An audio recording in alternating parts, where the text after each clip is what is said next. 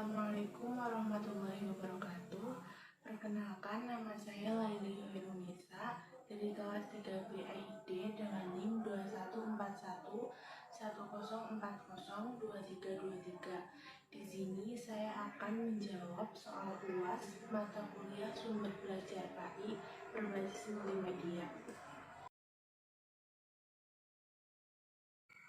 Soal yang pertama yaitu terkait penggunaan multimedia sebagai sumber belajar. Dengan adanya sumber belajar berbasis multimedia ini dapat membuat pembelajaran lebih menarik dan dapat meningkatkan prestasi belajar pada peserta didik. Dan di sini saya memilih LKPD dan Blogspot. Yang pertama LKPD. LKPD atau lembar kerja peserta didik adalah lembar yang berisi tugas yang harus dikerjakan peserta didik. Dengan adanya lembar LKPD ini dapat membuat interaksi antara guru dan peserta didik menjadi lebih efektif sehingga pembelajaran lebih mudah diterima oleh peserta didik. Cara saya menerapkan LKPD ini kepada peserta didik yaitu saya membuat LKPD ini untuk diterapkan pada siswa SMA kelas 10 pada mata pelajaran PAI dengan bab zakat. Tentu saja saya menerapkan LKPD ini dengan memahami situasi dan kondisi peserta didik yang saya ajar agar pembelajaran yang saya sampaikan dapat diterima oleh peserta didik dengan baik. Dan yang kedua, saya memilih Blogspot sebagai sumber belajar PAI. Saya menerapkan Blogspot ini pada kelas 8 mata pelajaran PAI bab akhlak tercela atau akhlakul mazmumah. Pertama, saya membuat blogspot tersebut. Lalu dalam blogspot tersebut saya dapat mengunggah informasi terkait materi yang akan saya sampaikan kepada peserta didik. Selain itu, saya juga dapat menambahkan multimedia seperti animasi, video, gambar, maupun suara sehingga dapat membuat blogspot tersebut menjadi lebih menarik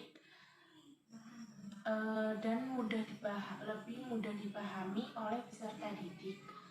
Dan selain itu agar materi yang saya sampaikan itu tidak terlalu monoton dan membuat peserta didik lebih bersemangat dalam belajar. Setelah saya membuat blog tersebut, saya dapat membagikan link blogspot tersebut kepada peserta didik melalui grup kelas atau grup mata pelajaran yang saya ampu.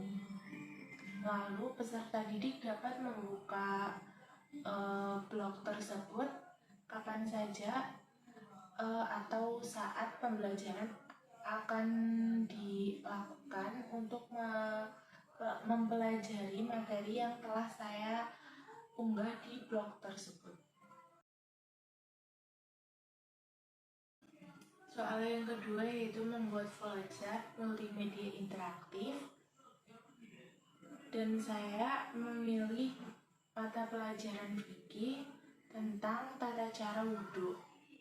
Diawali dari mulai atau start, lalu niat, setelah itu membasuh kedua tangan, setelah itu membasuh wajah 3 kali, setelah itu membasuh kedua tangan sampai siku, setelah itu mengusap sebagian kepala, setelah itu membasuh kedua kaki sampai mata kaki, dan yang terakhir tertib. Lalu diakhiri dengan N atau akhir. Di situ terdapat bentuk oval yang berisi tulisan mulai dan akhir karena dalam flowchart perlu ada permulaan dan akhirnya. Lalu ada tanda persegi panjang yang berisi tata cara atau proses sesuatu yang akan terjadi.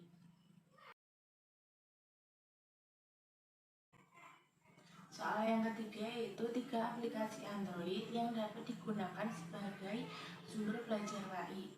Yang pertama, saya memilih belajar agama Islam, di mana dalam aplikasi ini terdapat materi-materi pendidikan agama Islam yang dapat digunakan pada jenjang SD maupun MI, di mana materi-materi tersebut berisi tentang nama-nama Rasul, nama-nama malaikat, dan tugasnya, nama-nama nabi,